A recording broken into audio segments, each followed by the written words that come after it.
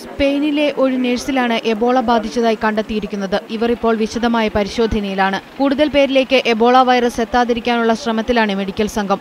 African രാജ്യമായ Sierra ലിയോണിൽ നിന്ന് Ebola രോഗം ബാധിച്ച സ്പെയിനിൽ തിരിച്ചെത്തിയ വൈദികൻ മാനുവൽ ഗ്രാസിയ വിജോ കഴിഞ്ഞ മാസം 25-ന് മരിച്ചിരുന്നു. മാഡ്രിഡിലെ ആശുപത്രിയിൽ വൈദികനെ ചികിത്സിച്ച വൈദ്യസംഘത്തിലെ നഴ്സിനാണ് ഇപ്പോൾ അണുബാധയുണ്ടായിരിക്കുന്നത്. ഇവരുമായി അടുത്തിടപഴകിയ ആളുകളെല്ലാം നിരീക്ഷണത്തിലാണ്. 3 തവണ നടത്തിയ പരീക്ഷണത്തിൽ 2 തവണയും ഫലം രോഗം സ്ഥിരീകരിക്കുന്നതായിരുന്നുവെന്നാണ് മെഡിക്കൽ റിപ്പോർട്ട്. രോഗബാധിതരായ ആളുകൾ സ്പെയിനും അമേരിക്കയും അടക്കമുള്ള രാജ്യങ്ങളിലെത്തി ചികിത്സ തേടിയെങ്കിലും ആഫ്രിക്കൻ ഭൂഖണ്ഡത്തിന് പുറത്ത് രോഗം ഒരാളിലേക്ക് പടരുന്നത് ഇതാദ്യമാണ്.